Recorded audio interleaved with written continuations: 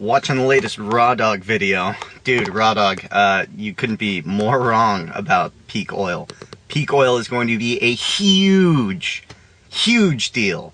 You're not going to be playing golf, buddy, because you're going to have to tear them all up and plant crops there. You might be fishing, though, but only to survive. No. Peak oil, man, when that hits, okay, it'll make an economic collapse look like a day in the park.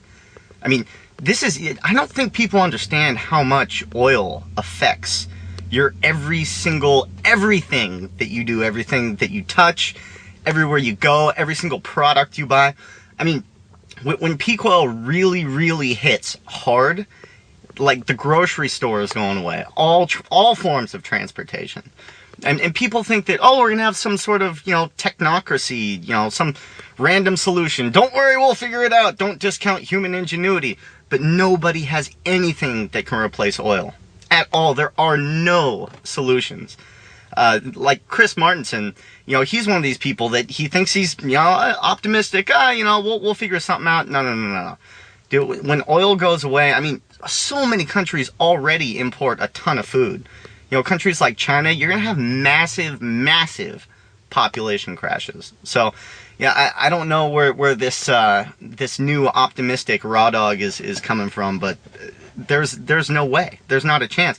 Just think of, like plastics, airplane transportation, and probably even, the internet, I would imagine, is not going to exist in its current form with peak oil.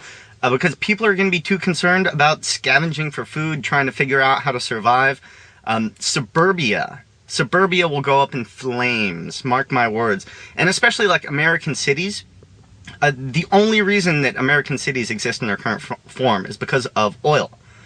Like LA, parts of Arizona, they're toast. They're going to be ghost towns. So this whole idea that, we'll just figure something out, or I'll just drive a little bit less, or, everyone's going to trade in their SUV for a Vespa. No, dude, not going to happen. And, there are a lot of powerful people. They're working on solutions. And I'll tell you, one of them is the Pentagon. And what they're looking for is where to get more oil. So that means a massive global war at the same time. Humans don't just, decide to start sharing in times of scarcity. Okay, if there's ever a food shortage in any culture, some people eat very well, some people starve. That's just how we work. Some people will be able to afford the oil, and that's fine. Richard Branson, he'll probably still have a private jet, but the average person that relies on oil for so much, it's going to be devastating. And I'm not talking about little shortage, like 5%. 10%. When there's a marked shortage of, say, 30 to 50%, the entire global system, this technocratic machine that we built, will come unraveled at the seams. Mike Rupert, he says it best. He says that, look, there are no easy answers to this. Not everybody is going to make it. And if you think that the Earth can continue to carry 7 billion people without this massively complex transportation system, you're mistaken, dude. The idea that that we can even just food production alone, when oil becomes scarce, food production alone will be a huge issue.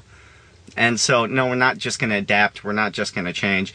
And, the other thing Chris Martinson said, which is interesting, is if you're 22 years old, you've been alive since half the oil on Earth has been used. Half of all of the oil. So it's coming in our lifetimes. It's part of the reason why we're going through the economic collapse. But no, it will change everything forever. And the change will not be pleasant.